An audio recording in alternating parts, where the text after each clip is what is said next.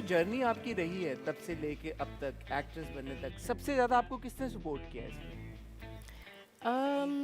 I think किसी एक को तो नहीं मैं कहूँगी, सभी ने बहुत सपोर्ट किया। मेरी अम्मी ने तो हमेशा ही सपोर्ट किया, लेकिन मेरे फादर ने भी मुझे बहुत ज़्यादा सपोर्ट किया, क्योंकि अक्सर ये होता है कि आपको अपने फादर की तरफ से याद है कि ओ यहाँ ये है कि वो बहुत प्रोटेक्टिव रहते थे, कि हर जगह जाके वो कहते थे कहाँ जा रही हो, कब आओगी, और ये वाली चीज़ें वो जो कि होना भी चाहिए, क्योंकि फिर ऑब्वियसली बच्चे बिगड़ जाते हैं। लेकिन ये है कि कभी उन्होंने ये नहीं कहा कि नहीं ये लड़कियां ये नहीं कर सकती। उन्होंने हमेशा परमिशन दी है, तो मुझे लगता है कि एक फादर की तरफ से परमिशन होना और उनकी तरफ से हाँ होना ना आपको बहुत कॉन्फिडेंस देता है।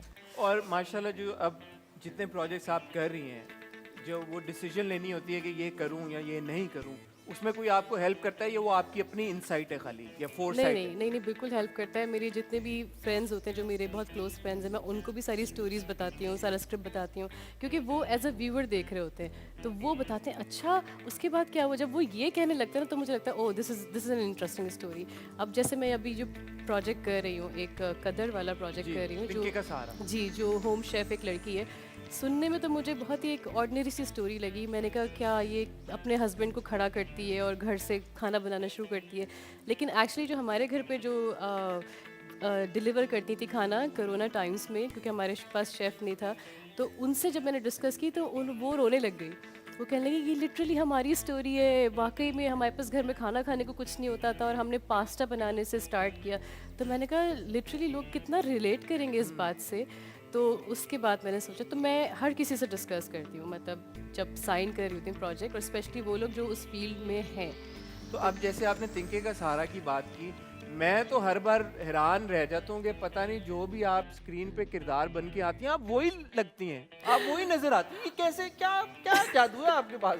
मैं हर बार आपसे यही सवाल पूछता हूँ। मैं आपको सच बताऊं तो ये एक बहुत ही, मैंने एक बाय द वे करके प्रोजेक्ट साइन किया था, क्योंकि शराब के इट बाद। Was trending on YouTube, I don't know if you are aware. अच्छा, मैं नहीं, आई एम ये नॉट जो अवेयर ऑफ इट। पिछले हफ्ते उसकी एपिसोड आई है, वो यूट्यूब पर ट्रेंड कर रहा था। और जब मैं अभी लाहौर गई हूँ, तो वहाँ पे भी काफ़ी लोग एयरपोर्ट पे मुझे मिले, कदर कदर कदर। मैंने कहा अच्छा। कौन सा ड्रामा है? मैंने कहा मैं तो करके भी भूल गई थी ये ड्रामा। नहीं, लेकिन मुझे लगा कि बेसिकली मैंने शराब के बाद कोई मुझे इतना पावरफुल कैरेक्टर मिल ही नहीं रहा था कि जो मैं करूं।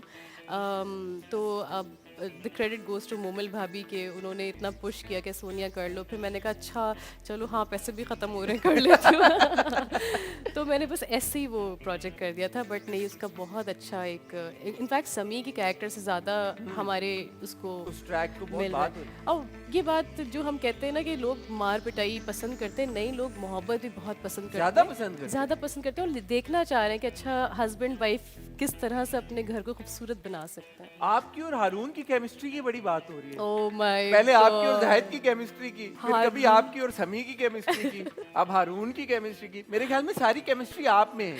हारून is such a difficult person to work with. Really? Oh my, मतलब वो बहुत ही प्यारा इंसान है, लेकिन वो इतना इंट्रोवर्ट टाइप का बंदा है कि वो जब शूट पे भी आता है तो आपको पता नहीं लगेगा कि कोई हीरो सेट पे आके बैठा है। वो वहाँ कहीं कोने में बैठा, वो एसी के पीछे अपने काम फ़ोन में लगा होगा।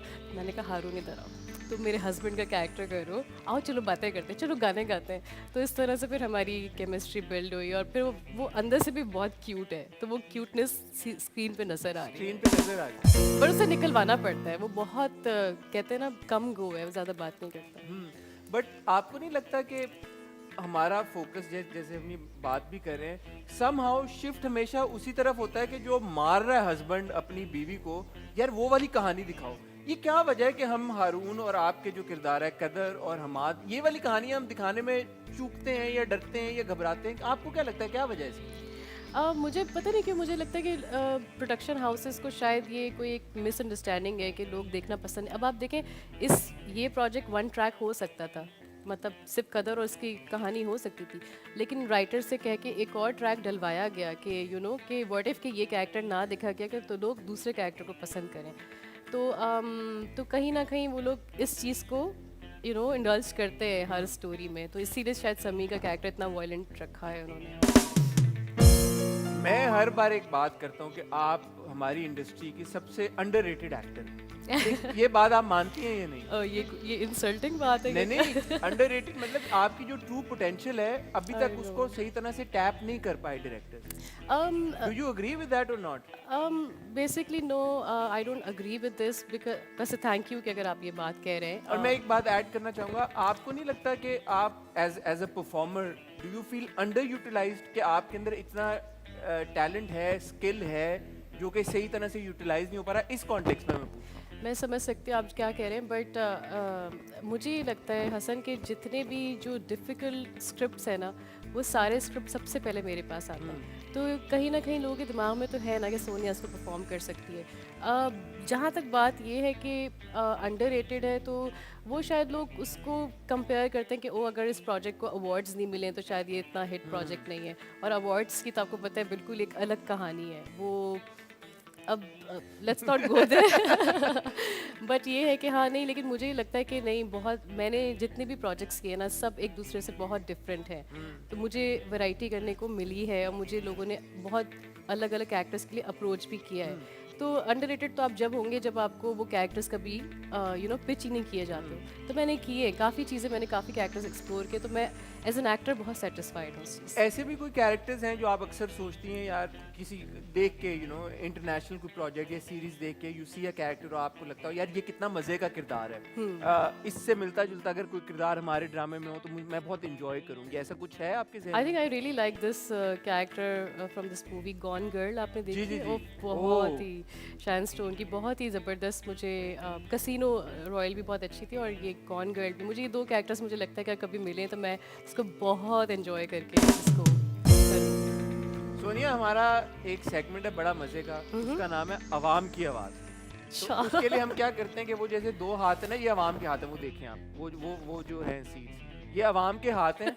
अब हम अवाम के हाथों में जाएंगे, वहाँ पे ना हम आपको एक जबरदस्त सा पैकेज आवाम नहीं छोड़ेगी फिर तो।